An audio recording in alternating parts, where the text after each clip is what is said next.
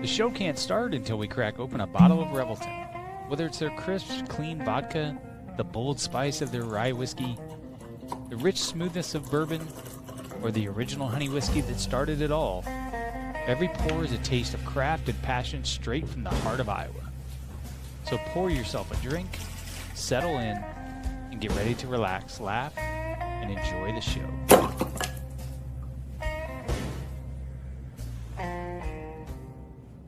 Hey, it's Andrew Downs. I'm proud to support Three Beards Media, and I would love to work with you. If you need merchandise for your company, organization, band, softball team, whatever, I can help. From name brand apparel to promotional items, large orders or small, online stores, and more, I can help your brand stand out. AKC Marketing is local, based in Johnston, and we are an employee-owned business, so our costs are low and our turnaround times are fast. But most importantly, we give you personal service to make sure you get exactly what you're looking for. Email me at andrew@akcmarketing.com or find me on social media, and let's make some cool stuff together. Now sit back and enjoy this Three Beards Media podcast.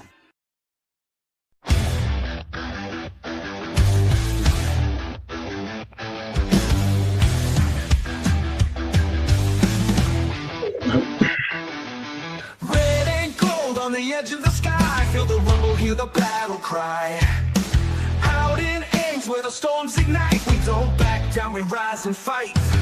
Jack Trice's name, yeah, it echoes strong. A story of honor still marches on. Through the rain, through the pain, through the fire we roar, cause we were built to thrive in the eye of the storm. Feel the ground shake, hear the crowd roar. Cyclone power, can't take no more. Legends rise, this is our norm. We stand tall in the eye of the storm. There's a cyclone blowing on the outskirts tonight. Jack Trice shakes when the team takes flight. Hilton's rocking, hear the magic call. We rise together, we'll never fall. Feel the magic, you can't. Back to the side of the storm where we talk all things Cyclones. We are live from the AKC Marketing Studio with Andrew Downs and sponsored by Revelton Distilling Company out of Osceola, Iowa, and Iowa Beef Steakhouse.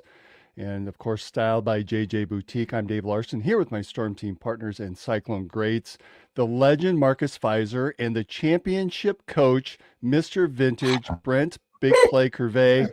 How are we doing tonight, fellas? Doing well. I'm here, man. I'm here. I'm here.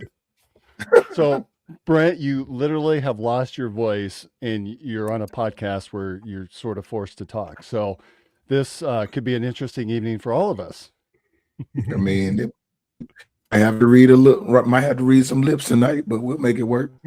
Oh, you sound fantastic, though.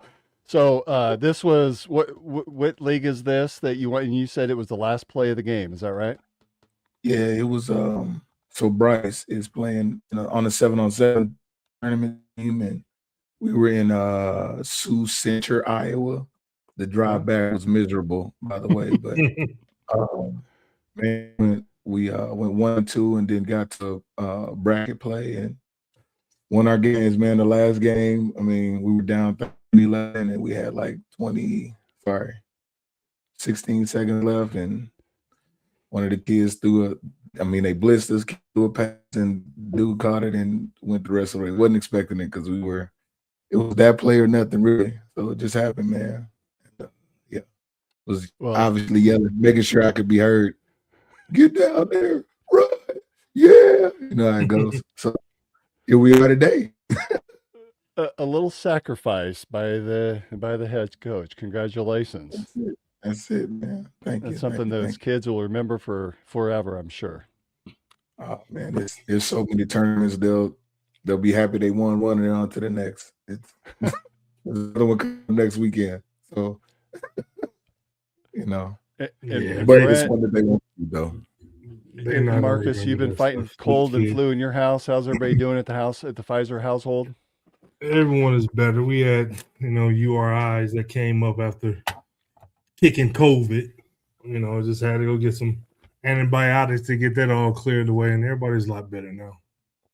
Well, so that's I'm glad to hear everybody's doing well, and congrats on the football championship there, Brent. So we talked, I think our last show was 2 weeks ago now, and we talked a little bit about the situation that was going on, and it was unfolding, and it's really unfolded a lot since then in the women's gymnastics program. And those Olympic sports, we don't see a lot. They don't see a lot of love, and certainly we focus a lot of our time on basketball and football. But the women's gymnastic program has been making some news over the last few weeks.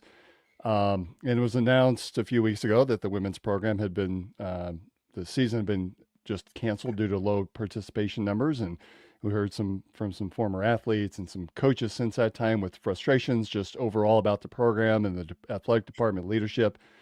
Earlier this week on Tuesday, athletic director Jamie Pollard had announced that the program would be discontinued moving forward.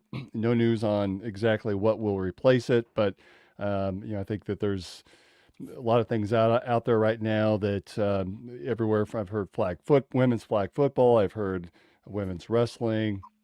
So we'll see how that plays out. But obviously, this is really something that has sparked a lot of debate within the community and within the Iowa State community, within Central Iowa. It's kind of a big deal, really, and it's something that we three don't have a lot of knowledge around, but we thought that we would bring someone on that actually knows what they're talking about, a former athlete. And I'm going to bring her on now. You knew her as Sissy Huey, and now she goes by Tanya Banks. And let me see if I can finagle the, I always have this problem with the layout here. Chris, where's Chris? Yeah, where's Chris at? We got a new guy in here. Sorry, it's a new guy running the show tonight. Sorry about that. Okay, that didn't do it either. Look, he got rid of everyone. And again. Yeah. It's Dave's show, guys. Well, I can hear her. I just cannot see her. I can see y'all, so if you can see me, or I can talk, but it's all good. We don't see we'll bring you. it. We'll bring it in deserve a to minute. be in So. Yeah, do I need to do something for my No one wants to see my ugly face, that's for sure. So it's a formatting thing that I continue to have on my computer in particular. It's a setting. So, Tanya, I apologize. I will figure out how to bring you in, and it might be something where Chris Shipley jumps in to navigate that for us with a 4-person panel. So, you knew her as Sissy Huey, but now she goes by Mom and by Tanya. Married to none other than Mike Banks, who was we had Mike on the show a month or two ago. Played tight end at Iowa State around the same time that Tanya was a gymnast at Iowa State. And this is someone, Tanya had an exceptional career at Iowa State, originally from Tallahassee, Florida. I can't wait to hear the story about the road from Tallahassee to Ames.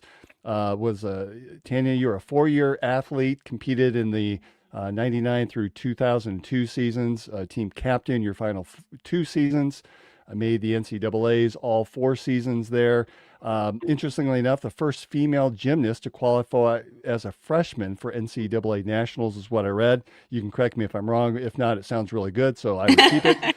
The Big 12 2002 all-around champion. So we're talking about someone that knows her stuff when it comes to gymnastics. And Tanya, welcome to Side of the Storm. Thank you so much. So nope, he didn't. Yeah, I thought that might be it for a second. But, there we go. So There we go. Now Chris is going to send me a text and say, that's the wrong visual, but we got you on, Tanya. Welcome to Side of the Storm. Thank you so much. Great to be here. So as we get things started, you came in 99 under a different coach, and Amy Pyle, I believe, was the coach at that time. Yep, she was the one who recruited me mostly, along with KJ and Lou, who were the assistant coaches at the time. So I competed under her my freshman year, and then she retired at the end of my freshman year, which was kind of a surprise, honestly. I was not expecting that. So I think at first I was a little, confused, shocked. I was expecting her to be there all 4 years. She was who recruited me, but I was in good hands with KJ and Lou. And I honestly don't remember how the process happened with KJ becoming head coach, but I just remember it was super smooth, and it was like nothing had ever really changed. And yeah, KJ and Lou were phenomenal. I think Kim Mazza was also an assistant coach at the time.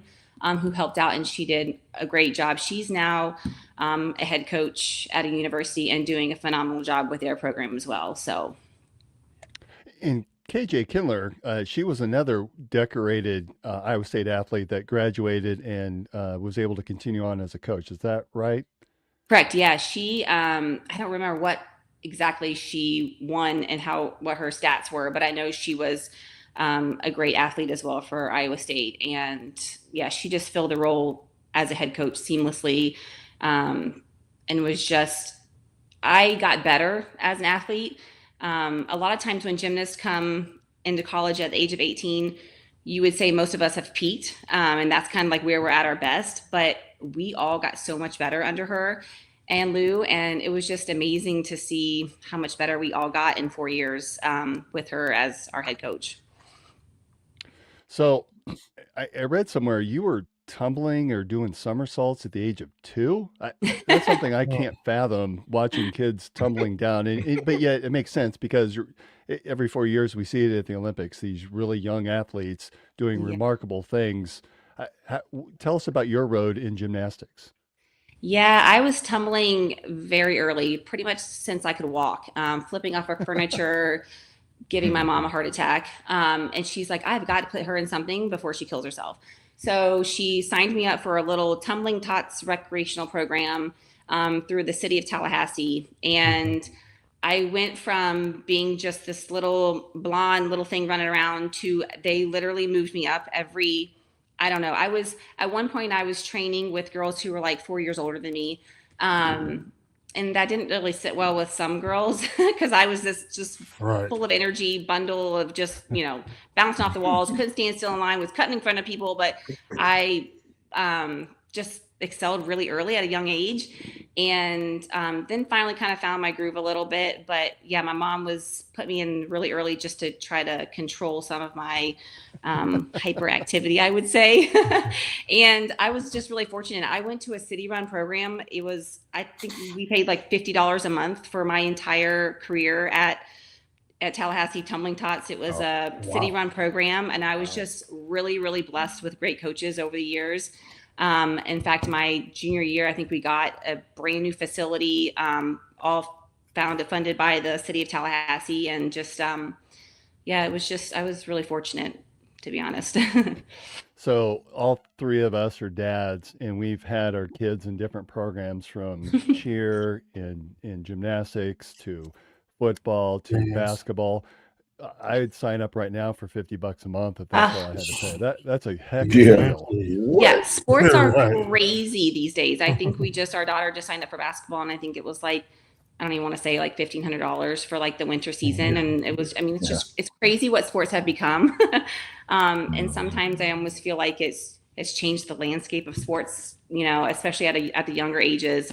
And I would just try to tell our kids, like, if you're not enjoying this and it's not fun, why are we doing this? Like, you have so much time ahead of you to play sports. So, Mike and I tried to find a balance with that with our kids, because we're both so competitive that, it's hard to watch some of our kids play sports sometimes and not get super into it. But, we just have to realize that, like, this is their thing, not ours. Right.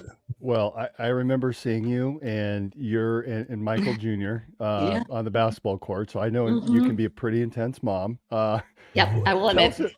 Tell us about your road to Iowa State. How did that process work in selecting a college to compete at?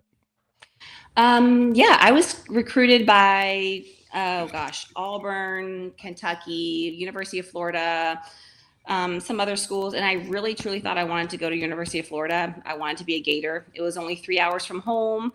I had never really left Florida. I was a small town. I knew I wanted to stay close to home. And I went on my recruiting trip and did not like it. I did not jive. I didn't fit well with the girls. It wasn't a good fit. And so I immediately just scratched it off the list, and I didn't panic. I just thought, you know what, I've got a lot more visits. And so just traveled around to my different recruiting trips, came to Little Ames, Iowa, had no idea where that was on the map, and got off the plane and my luggage wasn't there. And KJ walked up to the Delta desk and said, she doesn't have her luggage, got me some per diem and marched me back to the dorms, and Kelly Moore happened to be my recruiting. She just kind of watched over me for the weekend. And I fell in love with her, fell in love with Ames. And I called my mom on my recruiting trip and said, Mom, I want to go to Iowa State. And she was like, what? No, you need to come home. We'll talk about this when we get home. And so I think I was home for like 24 hours and called Amy up and said, I wanted to be a Cyclone. So I just knew the minute that I was in Ames for more than a day that I wanted to be a Cyclone. It felt like home. So Wow, yeah. It sounds like your mom's reaction was similar to Brent's reaction when Malachi announced he was going to Kansas. Yeah. I mean, you tell them to follow their hearts, but you're like, inside, you're like, damn, you really want to go there? But, yeah, that's hard. You want your kids to be happy, but yeah. So you landed, there was some crossover there with Mr. Pfizer on the basketball court, right? Yeah. I think we have his basketball court and that he played on in our house, actually, right behind me. I think it was the... I'm pretty sure you played on the basketball court that's in our house back behind me. Is it a piece of the court or the whole? The whole. We have a whole half court right behind us. Half court basketball. Yeah. It went on surplus auction, and my husband bought it with another football player. I don't remember his name. Bogwell, I think his last name. Oh yeah. And he took half of it, and we took half of it, and it sat in storage for like 2 years, and we finally just put in a half court basketball. But I'm pretty sure it was from your era, so. Marcus, you can come back and relive the old days there. I'll come back and sign it. Just give me one. I got one of those big Sharpies that's like they're slanted or whatever I'll sign it. That'd be pretty cool. I wonder if I can feel some of the vibes when I stand on it. The Hilton Magic. I probably hear you, Stacy, yelling at me or something more than the vibe. That's cool. Well, and you can play ball against it's Avery, right? She's a pretty talented ball player. Avery's a junior, this year, and then Hadley, our youngest, also plays. So I do not attempt to play basketball with them. So it's not good. Well, they would probably just take you down low because I read some of you're about 5'2". Yes, yeah. They just blow right by me. So So you had a very decorated, it's funny because as a parent, meeting other parents out at different events, I made no connection between you and gymnastics at Iowa State, and I'm embarrassed to admit this, but you had one heck of a career, and I went through some of the statistics and some of the information, but you had a very remarkable career at Iowa State. Tell us a little bit about your experiences and what that was like. I know the injury bug sort of stuck you a couple times, but all in all, you were exceptional on the uneven bars and on the floor. Is that right? Yes, those were my two best events. I competed 4 events all 4 years at Iowa State, so I was an all-arounder all 4 years. Did get with some injuries. I tore my ulnar collateral, like in my elbow, 1 year. I competed with like a big robo, thing brace for a season. Had some shoulder surgeries, ankle surgeries, but just kind of pushed through those. I think all athletes had that, but freshman year I qualified to nationals as an individual, and I didn't even honestly know that I could do that. I remember Kelly Moore looked over at me and she's like, I think you qualified for nationals. And I was like, really? She was, yeah, as an individual. I was like, oh, cool. Like I didn't even know I could do that. And then I think we went on to qualify as a team twice. And then I think as my senior year, I qualified as an individual again. So all 4 years had the opportunity to represent Iowa State at nationals, which was really cool. Yeah, big time. That is. And so where did the whole, again, you met Mike Banks, who played tight end in Iowa State.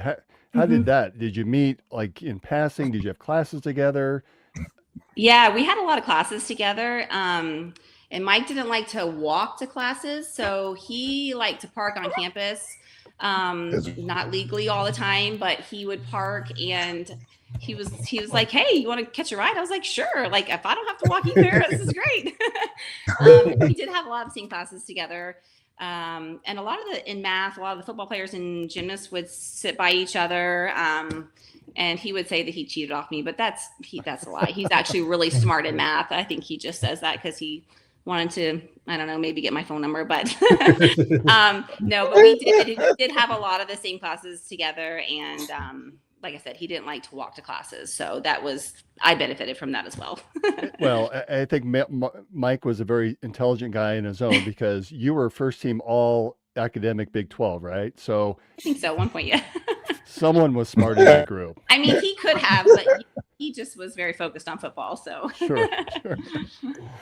All right. So fast forward now, your mom with 3 children, spouse at home, just sort of living the life, and you're still ingrained in the university, and with the letter winners club, is that right? Yep. And then I'm also on the Iowa State Hall of Fame selection committee. So like we just selected our Hall of Fame for this coming year, which I didn't have voting rights because this is my first year on there, but I got to sit in and listen to all the other former people on the board vote for who was going to be on the Hall of Fame for this year's class. So, but yeah. Well, if I could put in a plug, there's 2 guys sitting here, and I'm not one of them. That would There be you go. remarkable additions that well earned as well. So if we can make that happen, and I think it's somewhat ironic because, and I was going to bring this up later, but I think of all of the Division I basketball players that were honored during senior night. I read somewhere that only 67 had played all 4 seasons at their school, which I just don't see that happening. And that if Iowa State could maybe look at, hey, what's going to be best moving forward, it doesn't feel like you're going to see very many of those 4-year starters or 4-year guys that stick around. Right. Exactly. Yeah. The landscape with NIL has changed a lot with college sports. So yeah, I think if you've been at a university for all 4 years, that says a lot. Or in Marcus's case, 3 years, but then drafted as the 4th round or there you go. Before picking the NBA draft. I Right. think that says a lot too. It's not like he didn't, he could have stayed yes, but when the NBA is calling pre-NIL, right. You have to really consider that too. Take that and run. That's right. All right, but if NIL was around during that time, I definitely would have stayed. Probably been trying to get my 6th, 7th, 8th year. How they doing nowadays? just dominate the Big 12 until I'm 27 years old. That's it. And you'd made more in college than probably in that rookie contract. Maybe not the first year, but probably close. Yeah, probably pretty close. So, Tanya, let's talk a little bit about the Pollard video. So on Tuesday, he released it through the athletics website. I think it's still out there. I saw it on Twitter earlier today, and where he announced that the university would be discontinuing the women's gymnastics program. Yeah. What are your thoughts on hearing that news officially? And I think that there was probably some rumbling about it that you may have been aware of long before it was made to the public. Yeah, my phone has been just blown up in the last 30 days. I'm on an alumni messenger chat group, and it was hard. I don't think any of us expected that at all. We knew that there was some issues, and I think it comes down to, you've got a program that's over 30 years old, that really, these girls have been training in the same facility for 30 years with not a lot of upgrades. If you look around to some of the other programs around the country, ours is very, very lacking compared to some of the other programs. And I'm just talking about safety issues. Someone mentioned in my chat that they had hurt their ankle landing in the pits because it was solid concrete underneath, and there was most modern pits have a trampoline that kind of absorbs our landing so you don't hit concrete. And I didn't think about this because it's been 25 years, but I was doing a dismount off of bars, and I landed and I hit the concrete, and I ended up having to have surgery to have just the bone chips removed.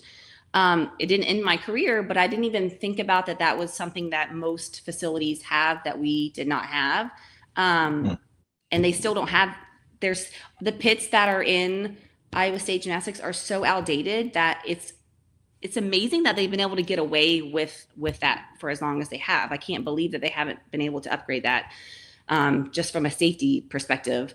But I think it's hard because these gymnasts come to Iowa State and they don't anticipate, they didn't anticipate their program being cut. And all they wanted to do was just compete. But I think it started with a bad hire, unfortunately, with Ashley. She was unqualified. And then you have 3 female staff members who, with very little experience, that it ultimately came down to a lot of the girls did not feel comfortable and they didn't feel prepared.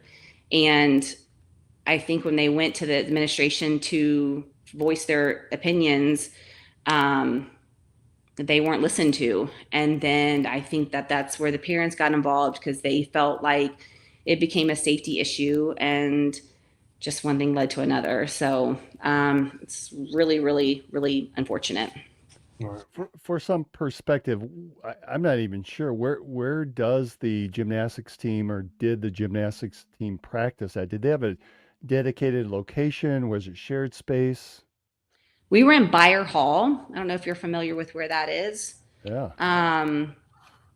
Gosh, I mean, it's probably been 15 years since I've been in there, but I mean, we didn't even have overhead fans, One girl alluded to the fact that the heat went out one year for over a week. The girls were training in sweatpants and sweatshirts and socks, and nothing was done to, expedite the process. They didn't get to go train anywhere else. It was just, figure it out. Yeah, I mean, it was like a 3/4 basketball court converted to a gym. It's kind of how I would describe it. We know that in a lot of sports and namely in the men's sports, right? There's this arms race that's going on with in this NIL area. There's a lot of money that's floating around, and football gets the biggest chunk of the pie. Men's basketball gets generally the second. And then from there, it's really diminished. I imagine that a sport like women's gymnastics just doesn't see a lot of capital coming your way for some of these improvements. Would that be accurate to say? Yeah, I would say we're probably bottom of the barrel as far as getting that kind of stuff. That's not to say that there's other programs around the country that, I mean, Utah, there's some programs are sold out gymnastics meets, I mean, there's definitely programs that bring the numbers and bring the revenue, but I would say gymnastics at Iowa State has not always been, we haven't brought in a ton of money. But I think with the right people in place, you could build you could get it there, but you'd have to have somebody willing to fight for it, and you have to have the success. So, and we just haven't had that success in the last 20 years. Well, and really since Coach Kindler left, right? She took over and really had things going, but I think she left with some similar concerns, and then she's really built a powerhouse now at Oklahoma. Yeah. I mean, she's proof of what you can do if, I mean, I think that was one of the reasons why she kind of left, was that she had asked for some basic things, maybe some air conditioning in Beyer Hall or some big fans or, something like that. And her requests were denied. And so she just left, and she's gone on to win 7 national titles. And I just saw that she had like an $18 million renovation done to their gymnastics facility there. It is incredible. And I know that there's other clubs that have, or other programs that have brand new facilities as well. But it's really unfortunate to see her go, because she was the real deal. You made reference about the leadership piece of it. And, I think Coach Craig is someone none of us are familiar with, because we just don't follow gymnastics as much. Is it more on the administration in terms of providing some of the resources that the team needs to be successful, or does it lie more on the coaching? Where does the blame in all this shift to? I mean, where should we be pointing fingers at? Yeah, unfortunately, I think you have to look at the administration, at the athletic director. I would like to know who else he brought in to interview for the head coach position. If there was anyone else that had any more experience, she was a great gymnast. She was an elite gymnast, phenomenal, but she had zero coaching experience. She had never coached a day in her life. And so I don't know how you can, just because you're a great athlete doesn't mean you're going to be a great coach. I would never want to walk into a program and just assume I'm going to be a great coach just because I was a great athlete. Gymnastics is very technical. There's so much that goes into it. There's the whole safety aspect of it. And it was just a bad hire, and I don't know why you wouldn't just take blame for that and just cut bait and let her go and hire somebody new. It wasn't, they knew that there was issues with the girls did not feel comfortable competing. They felt unprepared. They took their complaints to the athletic director. I think the associate athletic director actually flew to the Missouri meet. They scored like a 191.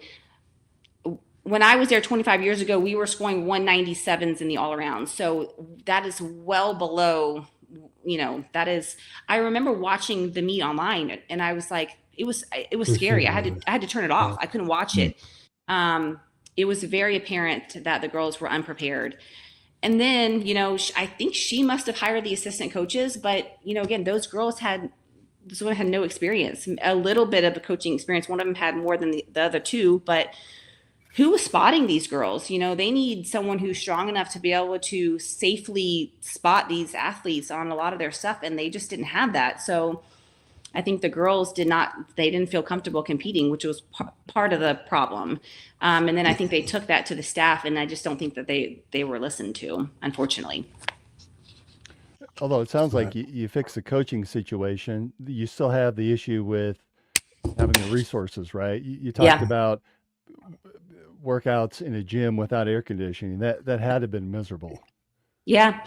I wouldn't, I would say the air conditioning wasn't the biggest issue, but I would say mostly the pits, having solid concrete underneath you and worrying you're going to land on that versus, a trampoline, something to absorb your landing. But yeah, if a program is growing and getting better year and year and year, I think you warrant that someone to be able to spend money on the program. But if you are just 17 years of just mediocre, I can see why that you wouldn't want to invest in the program. But again, even with the hire before Ashley, 17 years of no success is too long. You have to make a change. So it's my 2 cents. But is there a standard that the NCAA requires of programs to have in place? You talk about the pits and the dangers of having concrete there versus something with a little bit more spring that if you land in, you're going to spring back up rather than concrete, right? Where you're going to break ankles and things. Is there a standardization that the NCAA requires? Is that an issue at Iowa State? I'm honestly I'm not sure on that. And I would be curious to know if there are certain standards. I would like to know if the NCAA requires that, but I'm not aware of anything, any sort of standards. So obviously I can imagine how the entire team, and we've seen, right, on social media and TikTok and Facebook and Twitter, there's been a lot of feedback that the athletics department has received. Now, what do we do moving forward? I guess when I initially read into it, there was an announcement about canceling the program that maybe alluded towards mental health, but it feels like it's more on the physical side of things and safety side of things. How do other programs prevent this from occurring when, again, it's probably not a sport that sees a lot of traction financially because of the NIL dollars and just the new reality of college athletics? How does the NCAA or how do colleges correct the issue? Yeah, I don't know. I think, if you've got your administration, and I think if they're supportive, and then you've got your head coaches and their staff and the girls feel supported, I think everyone has to kind of work together. And I felt like from what I'm reading that there was just a lot of disconnect between the athletes, the coaches, and then the administration. When I was at Iowa State, Gene Smith, who was my AD, he knew us all by our first names. I could have probably called him up today and he would still know who I was. Right. I don't remember Pollard, the girls that I've talked to said, we don't remember Pollard ever being at a gymnastics meet. I just think the support has to come from the top, and that is felt. The coaches feel it, the athletes feel it.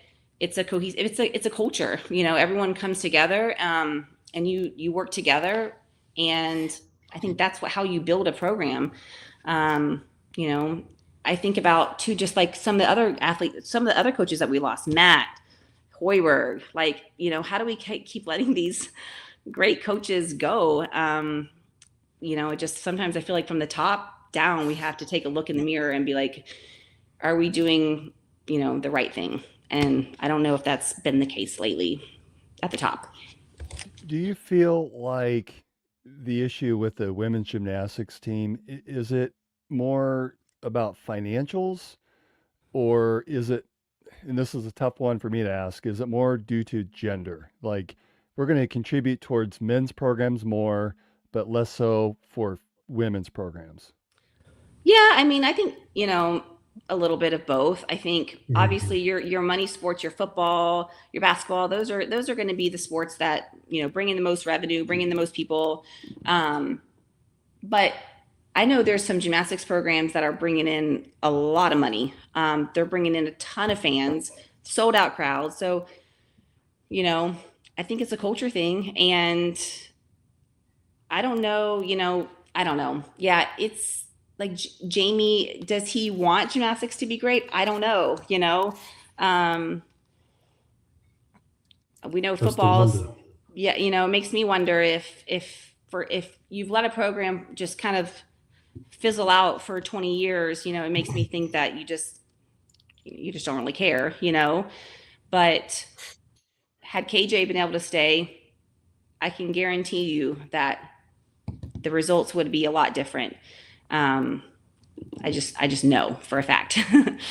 So astonishingly, now there's only going to be 6 Big 12 schools with a women's gymnastics program. And one of those, I don't know that we can necessarily call it a Big 12. It's Denver. So somehow, you see this from time to time, that schools who are already affiliated with a conference, that conference doesn't really have the structure in place for a sports or athletic program such as gymnastics. So Denver is now part of the Big 12, or has been a part of the Big 12. It just feels like some of these programs are going to start going away, and a lot of these dollars are going to be really focused on the big sports, and everybody else suck it up, or we're just going to throw away the program. It almost feels that way. Does it to you? Yeah, and I don't really know what the answer is, because when I was competing at Iowa State, clubs like Nebraska and Denver, they beat us. They were good, and so I know that, I think the landscape of NIL has changed a lot for sports. But I know I look at like LSU, they have a girl there, Livy Dunn, who has made millions off of NIL. And she wasn't even, I don't know if she competed all 4 events, but a couple events. She wasn't like a huge standout star, but she really was able to work the NIL side of it. So yeah, I don't know. The landscape of sports has changed so much. And I do think, the female sports probably don't get quite as much attention as the male sports, if I'm being honest. Well, if Olivia Duns can show up on my Instagram randomly, she's doing something right? Yeah, she is. And she certainly has an image that she's created, and I'm sure she's exceptionally profitable. We'll just leave it at that. So, yeah. All right, Tanya, less serious question. You were in school at the same time that Marcus was there, and shortly before Brent. Your favorite logo is what? Favorite logo? As far as I'm concerned, there's only one right answer, but go ahead. This is a big deal with us Cyclones. I like the mean side, with the little, Okay. No, that's tough. Well, I figured since you grew up in that Cynado era with the tertiary blue, that would have been your go-to logo. Yeah, I'd agree with that. That was mine. All right. Tanya, it's been a pleasure to have you on. Yes, thank you. Again, if you could give some final feedback to the audience here, really in regards to your thoughts on the Iowa State program, the cancellation, what would it be? Yeah, just, if there's athletes who feel like their voice has not been heard, not in just gymnastics, but in other sports, I think it's important to speak up. And I'm really proud of the athletes that did speak up for gymnastics. I know it doesn't necessarily change the outcome, but your voice should never be silenced. And I feel like they've spoken up and they've said what they feel and their piece. I hope that whatever comes, a new program that comes is successful. It's disheartening to lose, a storied program that has had success, but unfortunately, just over the last several years, it's taken a decline. But I'm hopeful that whatever comes in the future, as far as a replacement, will be successful. So it's been hard to watch, and I feel for the athletes that have lost out on their seasons. Hopefully they can land somewhere and be successful. They've had a ton of support from other college coaches. I've seen, the Georgia coach, Oklahoma coaches, Iowa coaches, all commenting and supportive of all these athletes. So I think they'll land somewhere and be successful no matter what. Short of bringing the program back, is there anything that the university could or should do in order to help these athletes? I think they need to keep providing which they said they have mental health resources, any sort of academic resources, nutritional resources. These girls that are still training right now are traveling, 45 minutes to another club to compete. Hopefully they're being reimbursed for their travel. I know that a company has reached out and said they're going to provide grips and wrist supports and chalk for athletes who are having to travel to compete in other clubs. So the university, I just hope that they continue to support these athletes in whatever capacity that is. And hopefully someone will, take notice of the shortcomings that have happened with Iowa State Gymnastics in the last 20 years.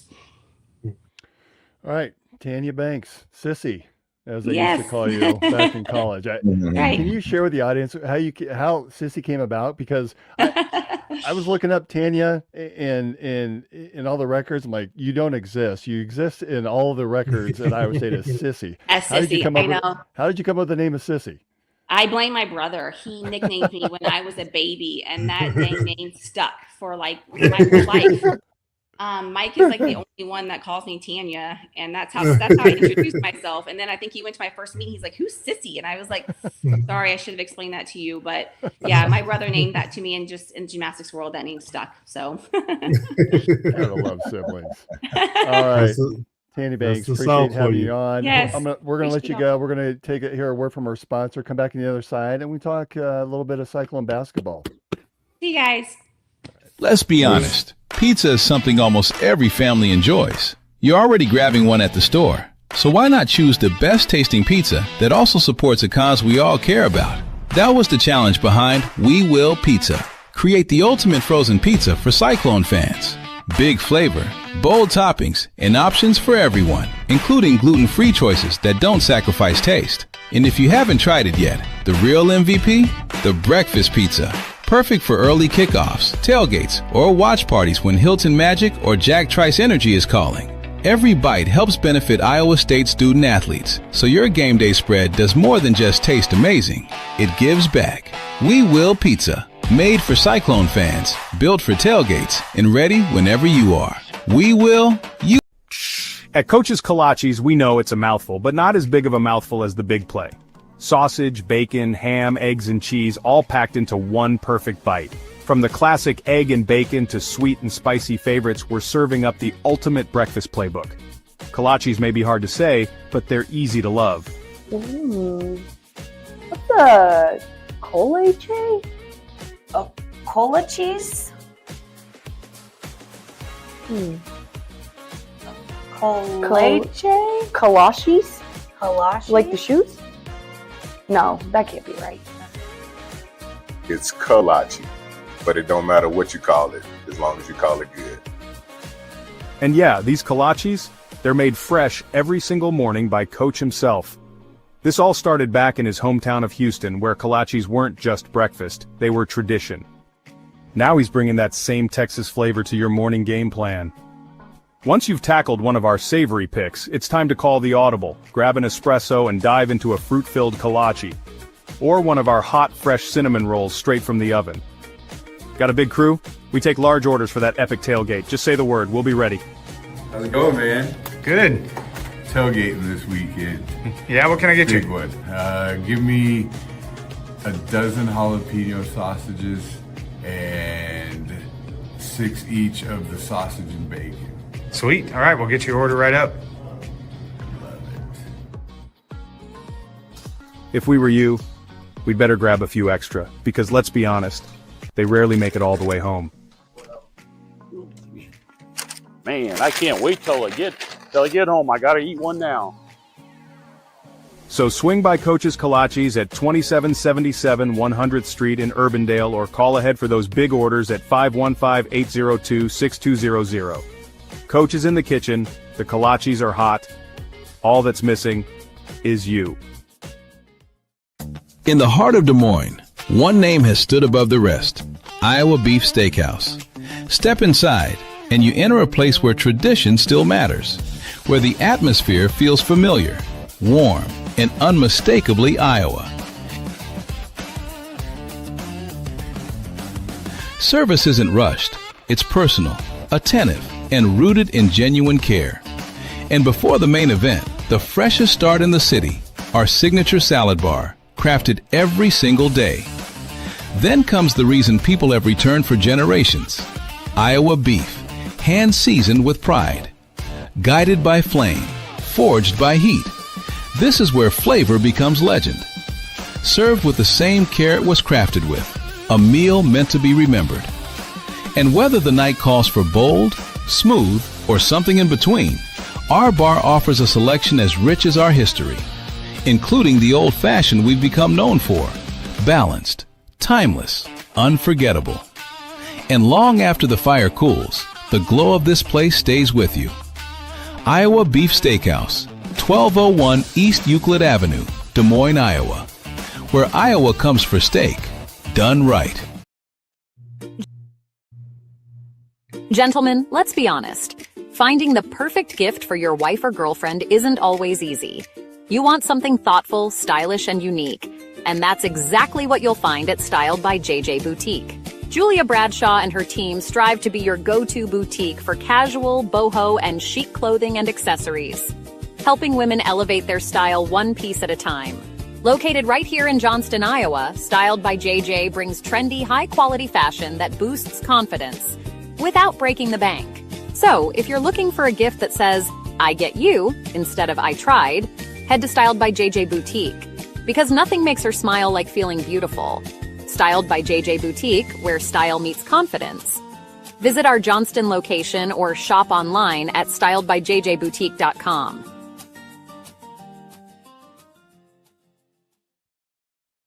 All right, we are back, and I finally got the 3-person shot set up. Unfortunately, I have no idea where the Revelton commercial is, fellas. I apologize to the Rob and Chrissy Taylor. By the way, if you haven't heard, there's going to be a live podcast on Saturday for Bill and Willie's workshop. Bill Blank, Willie Farrell, everyone's invited down. I think a lot of people are heading down there. It should be a lot of fun down in Osceola. So you have a chance to check out all the great beverages that Revelton has, and take some stuff home. I've got still finishing this one off, the single barrel bourbon. So I have some work to do. Marcus, you have a young gentleman here that I think you've got a story behind this guy, right? In his little Iowa State jacket. Yeah, he's taunting me. He's taunting me right there. Wait, you're letting a 5-year-old taunt you? What's going on with that? He said I need to get my Iowa State gear up. This is my friend Erica Thielen and her husband Dom's son Ellis. So, we always communicate, throughout the week about the sports and everything like that. And whenever there's game days, and she liked to tease me in my old gear I got for the football team. But I mean, he looks really, really sharp. But like I told him, he does look it take about 12 to 15 of yours to make one of mine. So. Yeah, that might fit your foot. It's a little bit different, but that's pretty. I'd love to have that in adult size for sure. I'd like to see him wearing one of your jerseys. Cool dude. He has basketball hoop and everything. His mom and dad expecting a new baby here shortly. Going to be having another baby girl, so very excited about that as well.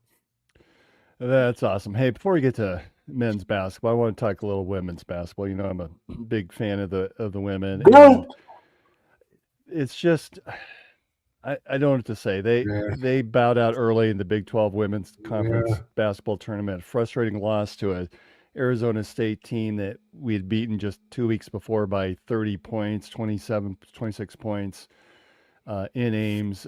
Now the women wait for selection Sunday to see where they're going. There's talk of a play-in game, 9, 10, 11 seed, which might not actually be a bad thing at this point because you can avoid that playing a 1 seed or 2 seed too early. Just frustrating. Have you guys been able to catch? I had several things going on, so I had one eye on the game, one eye on some work issues I was dealing with, but thoughts on success for the women as they head into the NCAA. I feel like they'll still get a bid. I think that there's a strong likelihood, but what do they need to be successful? Well, you're thinking that they're not going to possibly not get a bid at all? I think that there's a realistic chance. That's my concern. I don't. I think they're stronger than the team than what we put out on the court the other day.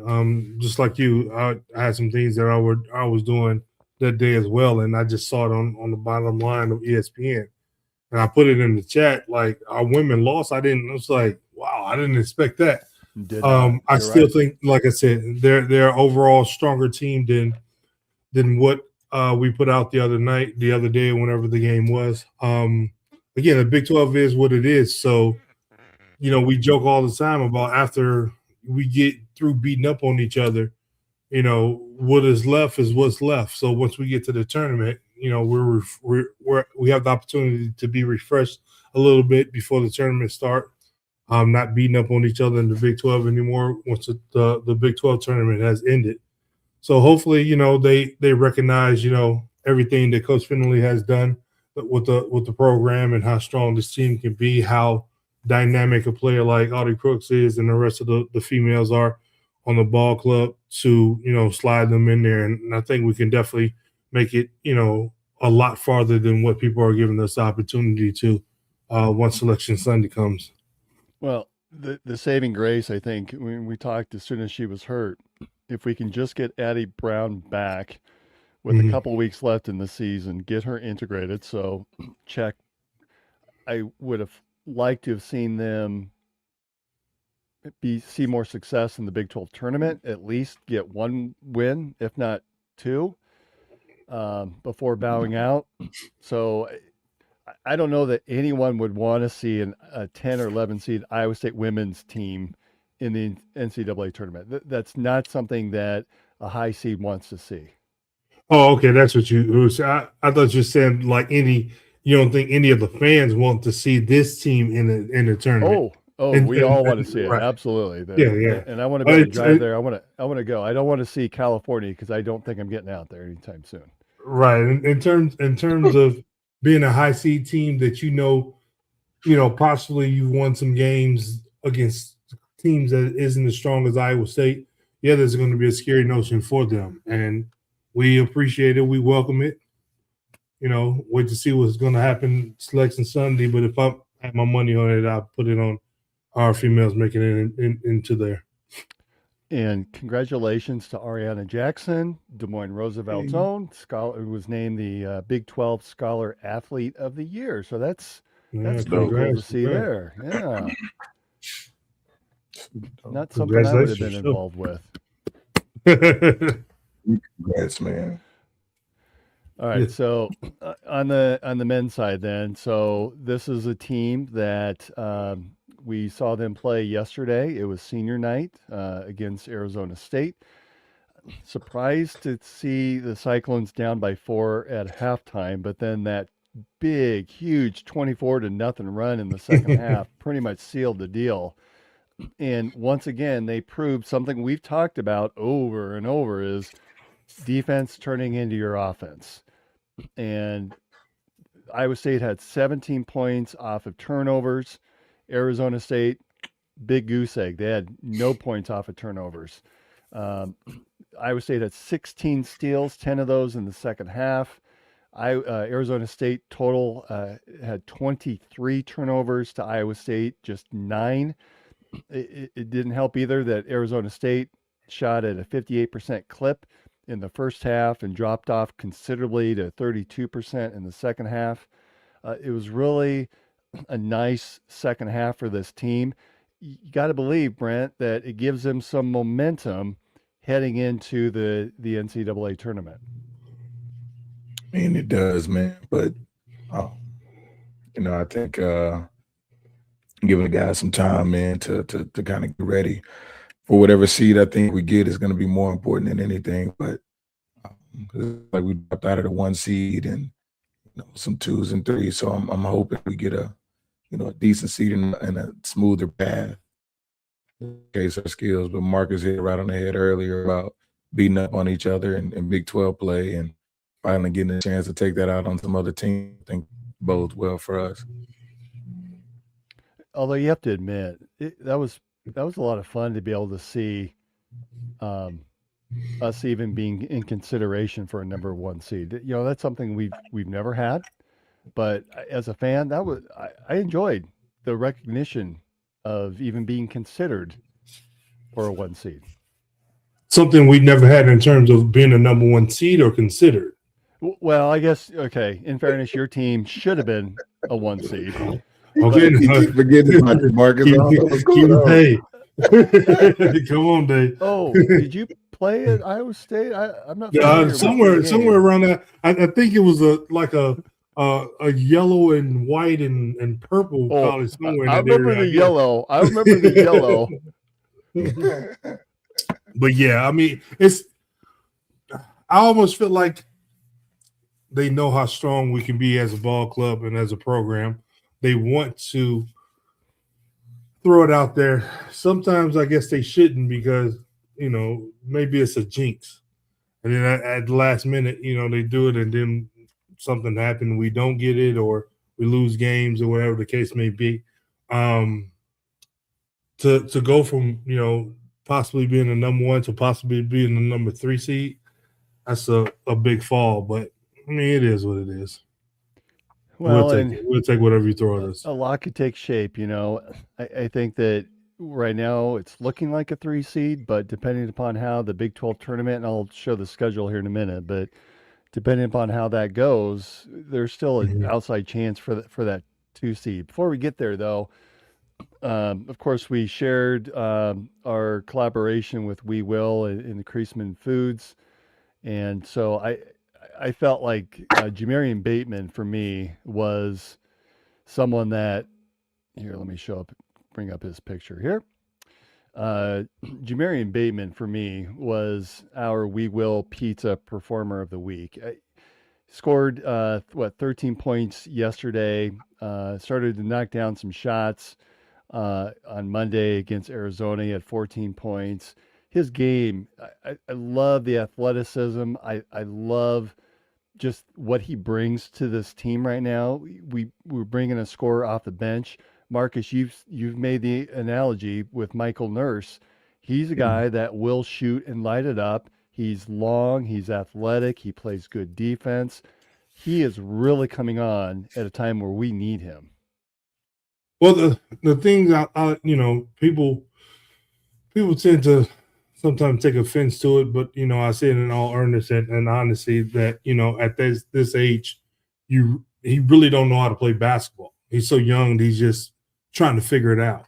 And I say that because as a freshman, I thought I knew how to play basketball, and then my sophomore and junior year, I look back to my freshman year, I was like, man, what the hell was I even doing? So once you figure that out and you understand what it takes to be a D1 athlete to play through the Big 12, I'm sure next year he'll be like, man, my game is so much better because you have so much more confidence after going up against, especially in this era, grown men that are older than you that you've had to face just by the dynamics of what's in collegiate sports right now. But once he, after this season goes through the summer, he's going to really feel good about, where his shot is, where his game is, the things that he can and cannot do. The weight program that he's going to be involved during the summer is going to bring a lot more confidence. You're going to get a whole lot more athletic. So it's going to be a fun time to be able to see what he's able to do in the coming years. Easily, I could have selected Don Plata. He had 11 points yesterday against Arizona State, and really, he's a big guy that came in from playing in Europe and has had this transitional season. I've been really impressed with his play in the last month or so of the season. Mm-hmm. Yeah, those European guys really know how to play. We're playing over in Europe. It's a little bit faster of a pace of a game, and you play for so long that you get that they practice way more than we do in the United States. So you get a lot of more reps, and once you come back to the United States, I think if you have a great skill set and talent, and you've been able to weather the storm over and conditions and stuff over there, it's a lot easier in the American game. So to be able to bring that tenacity and skill work to this ball club is only going to help us more inside as the season progresses. So Cyclones finish at 25-6, 12-6 in conference in a three-way tie for third place with Kansas and Texas Tech, earning a 5 seed in this week's Big 12 conference tournament that starts on Tuesday. Cyclones will play the winner of Baylor and Arizona State on Wednesday at 11:30, and here you see a breakdown of that schedule in totality. But let's try to, and that's, I'm not sure there's much value in able to see that one, but thoughts on the layout of this tournament. Really sort of looks like if we're going to win out, we're going to have to go through Arizona, going to have to go through Texas Tech. I guess the question for you guys is, do we expend the energy and the potential for a 2 seed by trying to win the Big 12 tournament, or do we come out and at least try to secure that first win against Arizona State or Baylor, and then not expend too much energy with the goal to get some rest and get prepared for the NCAA tournament, which would turn around and play on Thursday or Friday the following week? To me, in my unbiased review of you're unbiased of the Big 12. No, seriously. Biased. The only two teams in this conference that I think is a direct competition with us, it would be University of Houston and Arizona. I'm talking about when we're playing our game, everything is the way it is supposed to be. I'm not afraid of Texas Tech. I mean, I know, the game that we had against them the other day is what it is. I'm not afraid of Houston. Well, we beaten them. Not afraid of Arizona. Playing them down in Arizona was, a game that you should expect one of the top teams in the nation, top 5 team in the nation is going to put onto the floor. But all in all out, we've seen teams is not as good as this team go down to the Big 12 tournament and win it all. And I can see this team doing the exact same thing. And not to be biased or anything like that. Of course, I want them to win it all. But there's the only 2 teams that I will really, really put in the unbiased state of competing against us is Arizona and Houston. Well, and so we would have to beat, obviously, the winner of the Arizona State and Baylor game that play on Tuesday, beat them on Wednesday to have a chance to play a 4-seed Tech on Thursday, and then we would play the number 1 seed Arizona Wildcats on Friday. So we would miss Houston, and for that matter, we would miss Kansas, unless we got to a championship game against one of those 2 teams. Any preferences between Baylor and Arizona State? Obviously, we just saw Arizona State, so we know a lot about them. Baylor has always been a team that scares me. I think Scott Drew is a very good coach. They have that funky 2-3 zone. They've long and athletic. They've had an up and down season, but you can't argue they do have the talent that's there. Yeah, Baylor is always scary. Like you said, with the athleticism, that would be the team that I think I would want to avoid. I think the way we just played against Arizona State, going on that 24-0 run, I mean, that thing got so boring so quick. It was like, man, we just shut this out completely. I just remember – I remember Bobby, Coach Hurley going into the locker room just, turning around talking shit to the crowd. And I was like, man, we're going to come out the second half. And I didn't think it was going to be that much of a bull run. But, it was, and it was quick. So I think I'd rather see them, than it's been a little while since we've seen Baylor. Getting down to the Big 12 tournament, teams get hungry, get on the roll. It's an opportunity to progress up or, possibly get into the tournament for some teams that's probably not going to make it. So that's always a scary notion, but I think I would rather see Arizona State.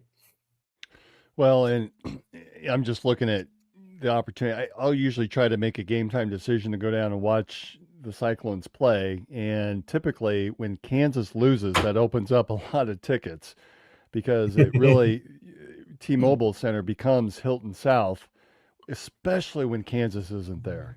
And I would love nothing more than to go down on Thursday to watch that Texas Tech game. And I just don't know. I'll be curious to see what the fan situation looks like in a potential matchup between Iowa State and Arizona State Friday night in Kansas City and what that might look like. Because if Iowa State fans travel, and we know that they do, especially to Kansas City, that could be one heck of a game Friday night if Iowa State is able to move beyond Texas Tech. Yeah, I think we should be able to. Again, I'm really not afraid of Texas Tech at all. They played a phenomenal game against us. They didn't play a great game the other night against BYU on a neutral floor, named Hilton South. I think we're going to have the advantage if we're able to match up against them. So I'm looking for, things being how it has been in the history, winning a couple of games and getting to the championship. So do you take the rest or do you go all out and try to win this thing? We're healthy. I go all out and try to win it. In the past years, we've had some guys that have been banged up or whatever that, it made you question about, okay, what to do. Didn't put the best product out there and didn't win it. But I think I really disappointed about some losses in the Big 12 this year. Few of those losses I don't feel like we should have had. Of course, against Texas Tech, against BYU, to name a few. So again, Houston and Arizona are the two that I really think match up well with us. But even those two teams, I'm not really afraid of. So I think we have the talent, we have the skill, we have the players to win it all. We've been in the Big 12 tournament before that was a long shot, and I don't think we're a long shot at this point. I think we just have to get back to what we were at the beginning of the season. Play through the pace. And at any rate, I don't know if we have some guys that are banged up or, going through, some of the younger guys hitting the wall at this point, because like we said, the Big 12 is tough. But I really think, we can go in and win this championship and shock some people. I mean, University of Texas did it to South Carolina win today. So you never know what can happen. Hey, Brent, and I know your voice is struggling tonight from yelling in your championship game yesterday, but is there a team here that, in Marcus has said, really it comes down to Arizona, Iowa State, and Houston? Of those three teams, or maybe there's a different team that you think is going to win. If you were to pick those three teams, which do you think comes out as Big 12 Conference Tournament champions? I mean, I think us, if we turned in Hilton South like years past, getting out, I mean, that, in my eyes puts us in the ship between us and Houston. I mean, I think we found the win. It creates momentum heading into the tourney. But, I mean, I'm always going to choose us, good guys. That's right. Is there between the two of you, is there a team that maybe could come out of nowhere that you can envision who's not one of those three teams perhaps winning it? Put that the bracket up there again, if you could. I figured you're gonna say that. So, all right, Marcus, you testing them now? Oh, he got it. I know. I know. Now I won't be able to get the 3-shot again, but there you go. Here are two teams that I think have the potential: BYU, yep, sir, and UCF. Demanza is just this incredible talent that they've had to adjust without Richie Saunders. They've struggled a little bit since they've played us, but they have a lot of talent that I just think that they can put it together. And there's an opportunity for them if you're looking at a sleeper team. I think it's BYU, and I'm going to throw out UCF. That's a team that I think we forget about that has had a pretty successful Big 12 season for them, and I think they've got some talent down there that could surprise depending upon how teams play. Sometimes teams get into tournaments like this and they play exceptionally well, and they shouldn't be. And other years that they come in and they just lay a stink egg, and you think, what happened to them? Whether it's a Houston or a Iowa State or a Arizona, some of those teams fall, and then all of a sudden it just opens up doors for other teams that have been there all season long. And here, Mr. Shipley has said his pick is TCU. Who is that guy? Where did TCU come from? I think BYU. I mean, if I'm going to name one team, you pick two, but I think again BYU wouldn't be a number 10 seed if Saunders wouldn't have injured himself. AJ DeBonza is the number 1 overall pick in the NBA draft. I don't care what anyone says. I understand Darren Peterson is a phenomenal talent. I understand Carlos Boozer's son, Caden Boozer, or is it Cameron? Caden. Which one is Cameron? It's Cameron. Cameron Boozer. Duke. The kid. Yeah, Duke kid. The kid from Arizona, Arkansas. He's starting a cuff. He's starting to slide up in there as one of the top picks. But I think this kid is just overall, again, freshmen don't really know how to play basketball, just talented and skilled. His size, I think they're lying about his height. I can see he's every bit of 6'10", they're saying he's 6'8", and we said in the beginning of the year he was standing next to the Jay Billis, who's 6'8", and he was towering over Jay Billis when they did that 94 walk thing, whatever. But I just think his skill set and his talent overall is just the best it's going to be coming up in the draft. And when you put him in a setting like this, no time to really prepare for him. Being down in Kansas City and you have these games in a row. I've been in that role, in that setting, to where it's like, man, these kids don't know what they're cut out for tonight, because again, you don't have time really to prepare. You played the night before. We both played, and now we got to play the next opponent. So I think they have a big chance of putting 4 in a row together. And him just having a Kevin Durant, Andre Emmett, for the rest in peace to Dre Emmett type of tournament, and just blowing the socks off and scoring a lot of points. Are you at a show or something where you're in the green room waiting to go on like the Tonight Show or something? What no, this is I'm getting my whole what you call this content creator green room ambiance together. That's and what all that is. Okay. Yeah, just slowly putting it together, The wife had me out doing some stuff, a whole lot of stuff today, and before you know it, the spring forward, your body still feels like it's an hour behind. So I looked at my watch like, it's a winding ride. So I was a little bit of a difference of the time than what it really was. So I had to, come in together real quick. A lot of times I'll be in my kitchen just sitting and being able to watch the TV, but now I'm in my, garage where I'm putting everything together. So, So that's little becoming your podcast studio now, your green room. A little bit of all of that, putting it together slowly. Watch out for the things to come. Ooh, that's a tease. Oh, we got some things brewing. I'm gonna be tapping Chip again real shortly to get some things moving. All right. Hey, Brent, before we let you go, how's the sign? I have not been on social media much, other than I'll flip on for like 30 seconds quick and flip off. Can we help fund still the coach's Kalachi sign? Yeah, it's still there. It's still available. Link is still there. I was gonna go there and post again, but yeah, this has actually brought a lot of things to light. But that's something I'll do. It's on another level from a legal standpoint, which is great to see.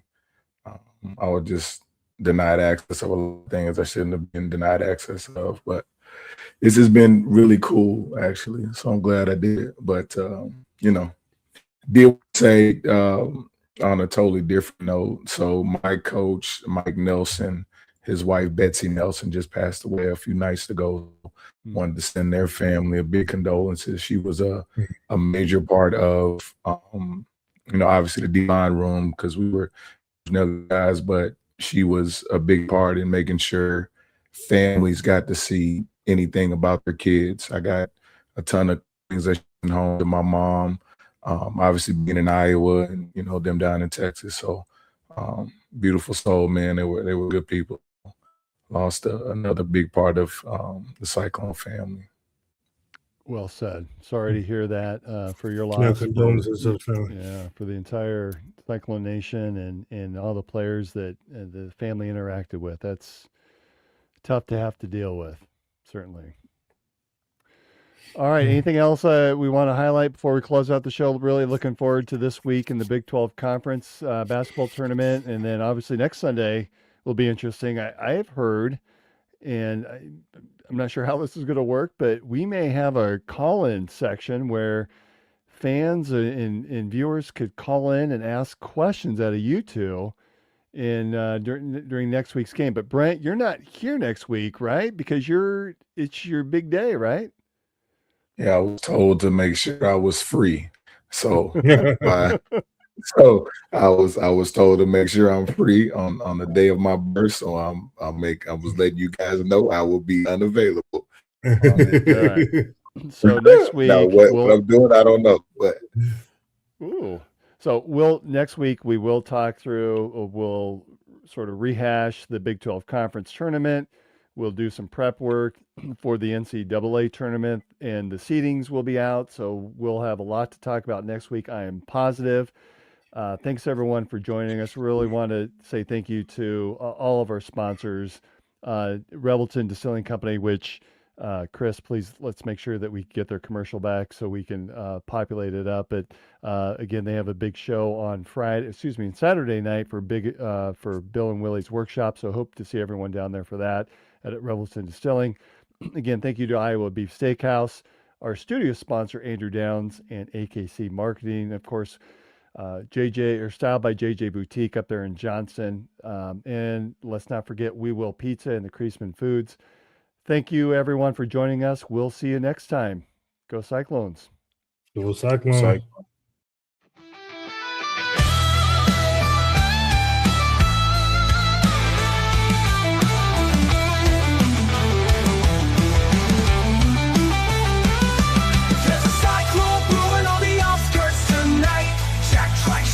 When the team takes flight, Hilton's rocking, hear the magic call. We rise together, we'll never fall. There's a cyclone brewing on the outskirts tonight. Jack Trice shakes when the team takes flight. Hilton's rocking, hear the magic